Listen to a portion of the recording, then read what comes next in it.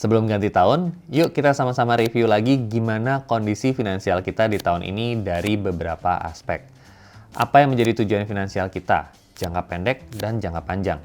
Pencapaian apa saja yang sudah kita capai tahun ini dan apa yang perlu kita perbaiki di tahun depan. Coba kita bahas satu-satu di video ini.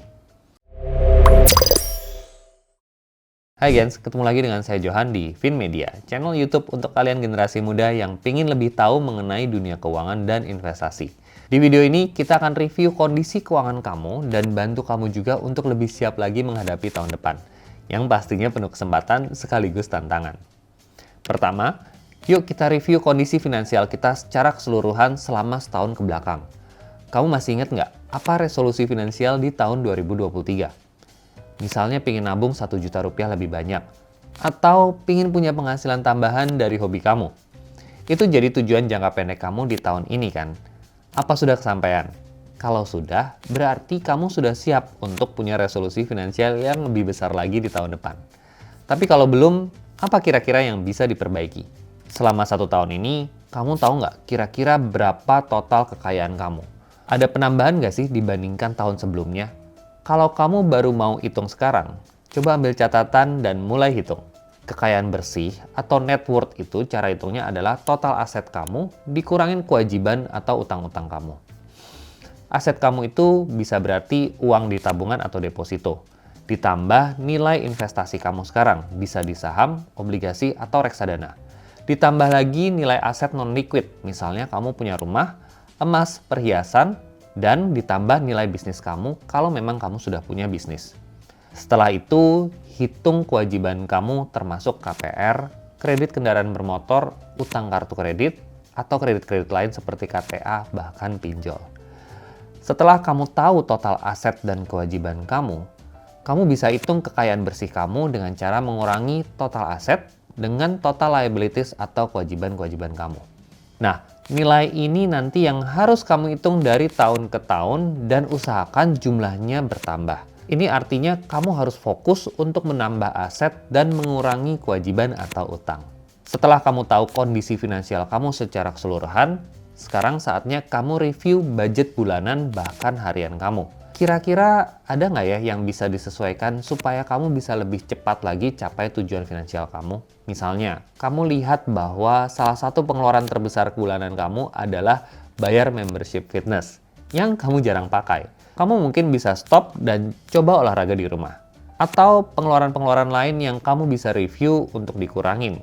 Misalnya belanja online, rokok, ngafe, makan di luar, beli baju baru, tas, sepatu, dan lain sebagainya. Penyesuaian budget itu nggak juga selalu harus ngurangin kok. Bisa juga kamu alihkan dari satu pos ke pos yang lain. Misalnya nih, kamu ngerasa bahwa kalau kamu bisa liburan lebih sering, kamu malah justru bisa lebih produktif di kerjaan kamu. Jadi mungkin ada pos yang bisa dihemat supaya kamu bisa liburan lebih banyak.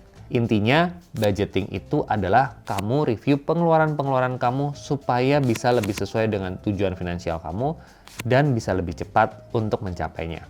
Setelah kita review kondisi keuangan, mengetahui kekayaan bersih, dan budgeting, sekarang saatnya kita review dana darurat, investasi, asuransi, dan utang-utang kita.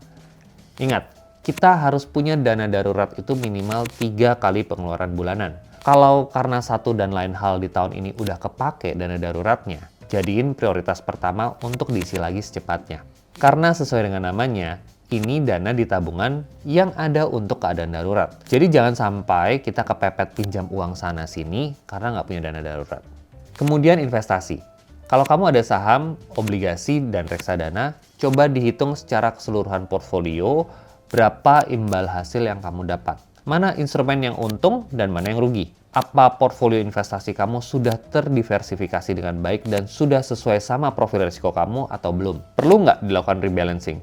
Misalnya nih, kamu ngerasa porsi saham kamu kebanyakan, jadi resikonya juga terlalu besar. Kamu bisa coba kurangin dan tambah di reksadana pendapatan tetap. Dari sini, kamu juga sambil belajar, kira-kira instrumen investasi yang sesuai sama kamu yang mana? Kamu juga bisa siap-siap untuk tahun depan, kamu mau fokus atau nambah di instrumen apa. Misalnya nih, tahun depan kan tahun pemilu.